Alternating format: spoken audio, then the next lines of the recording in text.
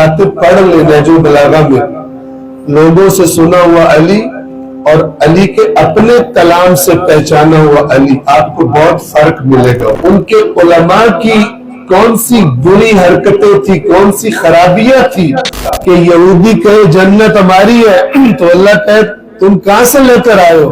اور ہم کہے جنت ہماری ہے تو اللہ کہ تم میرا لاڈلا گروپ ہو، تم کہہ سکتے۔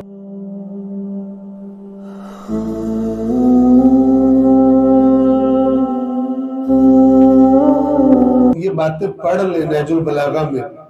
لوگوں سے سنا ہوا علی اور علی کے اپنے کلام سے پہچانا ہوا علی، آپ کو بہت فرق ملے گا۔ تو فیصلہ آپ خود کریں کہ آپ نے علی علیہ السلام کو کہاں سے پہچانا۔ تو اسی نہج البلاغہ کے ایک خطبے میں مولا فرماتے کہ اللہ کی کتاب کی آیات میں اس نے واضح طور پر اپنی خوشی اور ناراضگی کو بیان کر دیا۔ توجہ سے سنیے، اور اس میں پھر ایک پوائنٹ مولا یہ فرماتے ہیں جو آپ ذہن نشین فرمائیں کہ جان لو کہ اللہ تم سے کبھی کسی ایسی چیز پر راضی نہیں ہوگا جس چیز پر، جس حرکت پر تم سے پہلوں سے ناراض ہوا ہے، غضبناک ہوا ہے۔ یعنی تم اس کی کتاب میں دیکھو کون سے عقائد پائے جاتے تھے یہود اور نصارہ میں،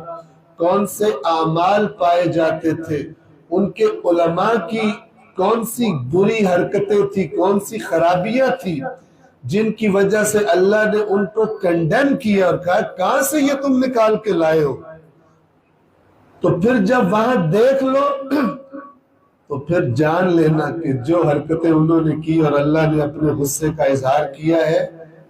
وہ حرکت اگر تم کرو گے کبھی مت سمجھنا کہ تمہارے اس عقیدے اور تمہارے اس نظریے پر اللہ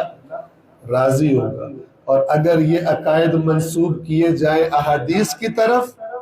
تو فارمولہ میں آپ کو بتا چکا ہوں، میں نہیں اللہ کے نبی اور اہل بیت بتا چکے کہ حدیث کی جو بات اللہ کی کتاب کی بات کے خلاف ہو تو وہ حدیث اصل میں حدیث نہیں ہے۔ یہ نہیں ہو سکتا کہ یہودی کہے جنت ہماری ہے تو اللہ کہے تم کہاں سے لے کر آئے ہو، اور ہم کہے جنت ہماری ہے تو اللہ کہ تم میرا لاڈلا گروپ ہو، تم کہہ سکتے۔ توجہ فرما رہے؟ ایک سردار کا بیٹا تھا، ایک اس کے نوکر کا بیٹا تھا، دونوں نے غریب آدمی کو بلا وجہ مارا،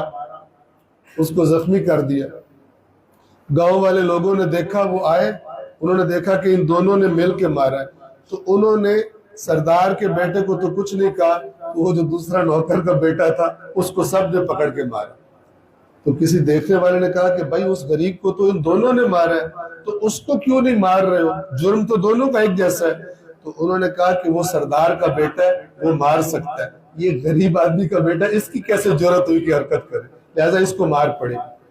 تو اللہ کے ہاں کوئی سردار کا بیٹا نہیں ہے کہ وہ اگر کر لے تو اس کو استثناء ہے، اور اگر دوسرے کرے تو ان کو جوتیاں پڑیں گی، چاہے وہ یہود ہوں، چاہے وہ نصارہ ہوں، چاہے وہ اہل حدیث ہوں، چاہے وہ بریلوی ہوں، چاہے وہ شیعہ ہوں، اور چاہے وہ دیوبندی ہوں۔ اللہ تعالیٰ کا کوئی فیورٹ گروپ نہیں ہے،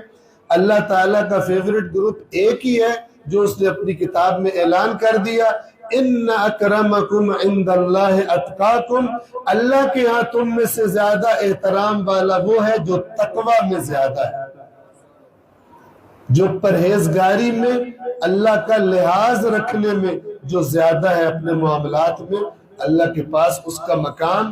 زیادہ ہے۔